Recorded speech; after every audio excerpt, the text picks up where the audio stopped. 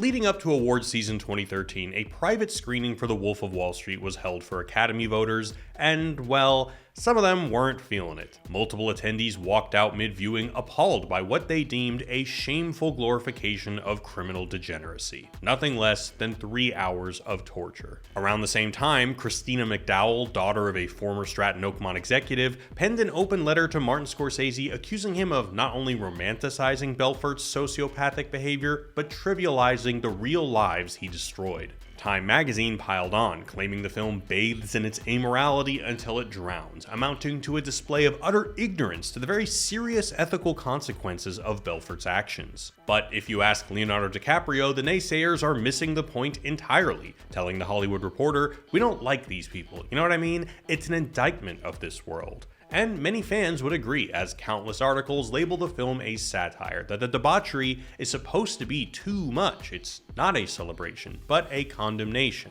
Get it? Ever since, the interpretive war around The Wolf of Wall Street has raged on. Over a decade after its release, it still inspires think pieces and Reddit arguments. Is it a scathing denunciation of American excess, or a frat boy fantasy masquerading as social critique? Well, as much as I love this movie, and it is one of Scorsese's finest, I don't buy either of these takes. I think the film is neither. It's something else. The Wolf of Wall Street continues to fascinate because it exists in a curious limbo, a film that delights in the very thing it's purportedly critiquing. A 3-hour, balls-to-the-wall bender, Scorsese's most financially successful film, quoted by frat bros and finance bros alike, and yet, we're told it's a condemnation? How can it be built entirely of the same insanity it's meant to criticize? But what if criticize is the wrong word? What if that idea is just a comforting illusion that allows us to believe we're above what we're watching? What if what the film ultimately reveals is that we don't actually believe in the power of critique as much as we like to pretend we do?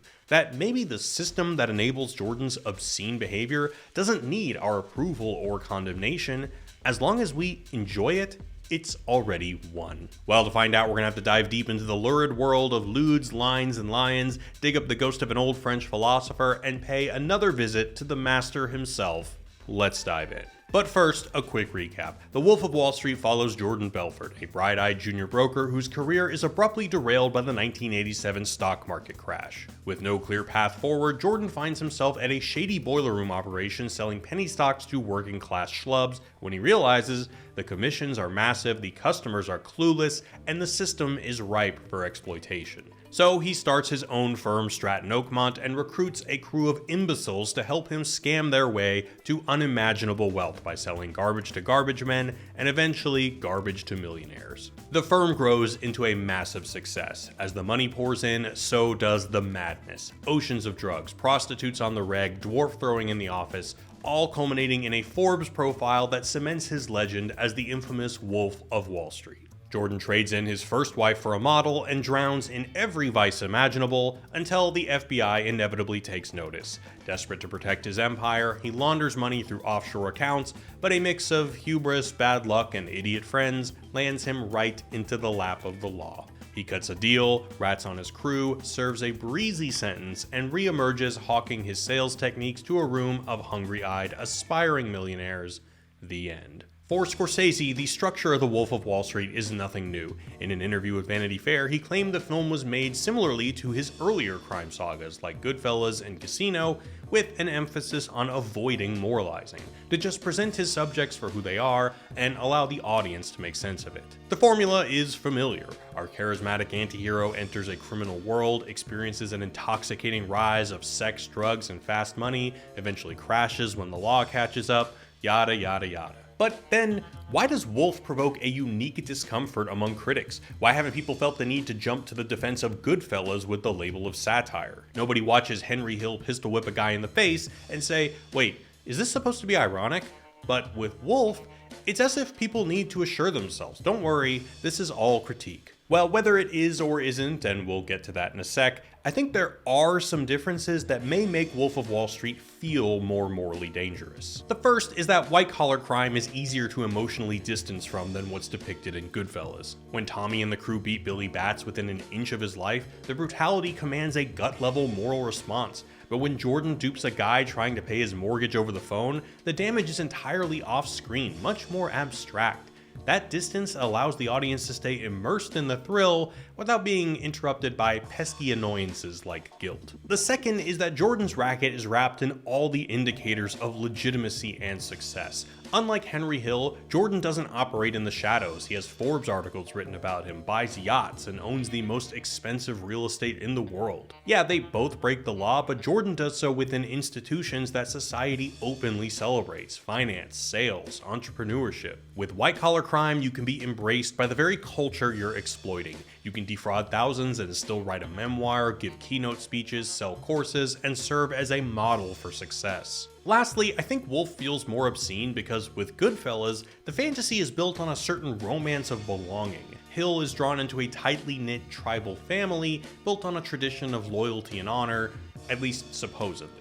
Wolf offers no such warmth. It's not about unbreakable communal bonds, but of climbing to the top of a fully transactional, impersonal world where there are no codes, no loyalty, no history, just money and power. So while in some ways The Wolf of Wall Street might feel more morally uncomfortable than Scorsese's similar films, does it compensate for this by being satirical? Or is the claim to satire a defensive gesture for people who, like me, love the movie but know full well that what it depicts is gross? Because if satire has to be critical and Scorsese's intent was not to judge, then can it still be satire? Well, let's put intent to the side. As my longtime viewers know, artists don't have a monopoly on the meaning of their work. If Wolf of Wall Street is a satire, it's definitely not a conventional one. A fundamental element of traditional satire is critical distance, a sense of, look at this nonsense. The audience is placed outside the exaggerated absurdity so that we can identify and condemn the insanity. Take, for example, the stone-cold Kubrick classic, Dr. Strangelove.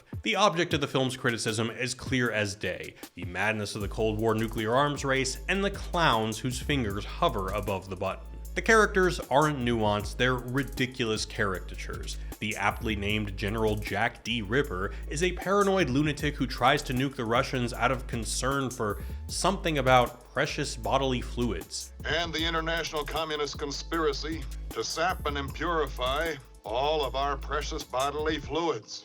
General Buck Turgidson is a sociopathic hawk who considers sacrificing only 20 million American citizens a solid W. And Dr. Strangelove is a German technocrat who giggles about doomsday, the old enemy brought right into the heart of power. The tone is distant and cold. We're not meant to relate to these people, we're meant to recoil and to laugh in horror. And in the end, there are consequences. Their idiocy ends in nuclear Armageddon. The Wolf of Wall Street operates in the complete opposite register. There is no critical distance. It's immersive. It thrusts us right into the coke-fueled party energy, and at times, it's even emotional. The story of Kimmy, the single mom lifted out of poverty by working at Stratton, is legitimately touching. What'd I do, Kimmy? You wrote me a check for $25,000. Jordan and his cronies aren't caricatures, they're not exaggerated. We all know degenerates like this who, given even a fraction of the money and freedom, would do similar things. Or at least I sure do. And unlike in Dr. Strangelove, the consequences are minor or outright invisible. An article in The New Yorker compared it to the film Boiler Room, which has a similar premise but with moral weight. I learned how to people out of their money. Harry Renard just lost his life savings. And he wasn't a whale.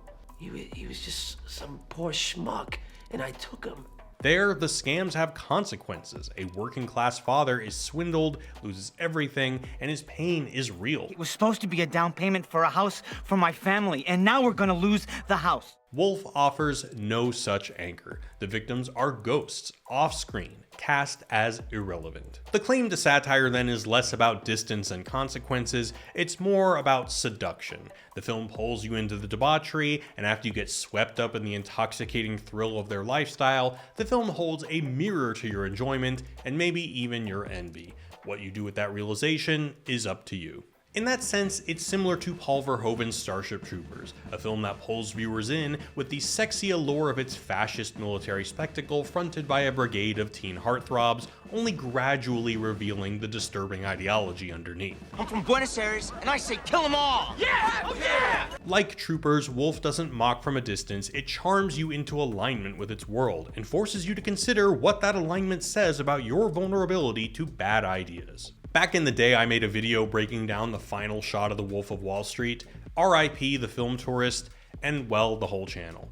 Man, that was a good video. The backlight in the final shot mirrors a projector in a theater, drawing a comparison between the attendees at Belfort's seminar and the audience watching the film in the theater. The look in our eyes is the same. We want what he has. The wealth, the excess, the infantile fantasy of endless gratification with minimal consequences. In this analysis, we can say the film is a kind of symptomatic satire. It doesn't describe or condemn the problem, it becomes a manifestation of it. The onus is on us then to recognize our complicity, our susceptibility to amoral stories about wealth. It becomes a form of self-criticism, or at least criticism of the culture that shaped our desires in the first place. But I kinda don't entirely buy this claim either. See, the frustrating thing about people who deny the film any satirical value is that it too conveniently implies their own innocence, that if you find the film disgusting and pointless, it's because you're immune to the allure of Jordan's lifestyle. And while obviously I can see the appeal of wanting to distance yourself from not only repugnant behavior, but the system that rewards it, I just don't buy it. Seems performative. But there's another side to this as well. Those who praise the film for its incisive satirical commentary can be guilty of a similar kind of deflection. Overemphasizing how the film promotes reflection can be a means of doing the same thing, of signaling moral awareness, when really, I guess I'll just speak for myself. The movie is great because it's fun, not because it's critical. In fact, I'd call into question if the film is critical at all. But even if it isn't, it would be a mistake to think that disqualifies it from having meaning. In fact, I'd argue that's exactly where the film's meaning lies. The enjoyment, untethered from judgment, is the point. Because maybe the system doesn't care what we think of it. Maybe capitalism doesn't need our approval in order to perpetuate itself. All it needs is for us to enjoy it. In 1974, French philosopher Jean-Francois Lyotard proposed a provocative idea he called libidinal economy, which I talked about a bit in my Barbarian video. Lyotard was responding to a deep frustration that many thinkers of his time were beginning to share, the growing sense that traditional criticism wasn't cutting it, that Marxist calls for class consciousness or Freudian insights into repression were powerless to spark meaningful change. Despite these intellectual traditions being able to describe the problem, the rebellion just gets absorbed and the system marches on. He looked at the disastrous political experiments of the 20th century, the rise of consumer capitalism, and posed an uncomfortable question. Do people really want liberation, or are they on some level erotically and emotionally enjoying their exploitation? What if the system doesn't persist because people rationally consent to it, or because they're brainwashed to agree with the officially sanctioned ideology, but because they're psychologically hooked on it? Libidinal economy is the idea that power flows not just through ideas, but through emotions, what Lyotard called intensities: excitement, pleasure, arousal, fear, rage. Capitalism survives not by convincing us it's just, but by hooking us on its thrills, by becoming our source of stimulation. And if that's true, then criticism alone, no matter how eloquent or accurate, is powerless against the tide of enjoyment. If, as they say, culture flows downstream from philosophy, then The Wolf of Wall Street flows downstream from Lyotard. It's not interested in explaining the finance world's corruption, it's not trying to rally us around a vision of progress, it's not even scolding us for finding it entertaining. It's rubbing our faces in the mechanism that keeps us invested in that world, and it ain't our approval, it's our enjoyment. The Wolf of Wall Street is provocative for the same reason libidinal economy is provocative.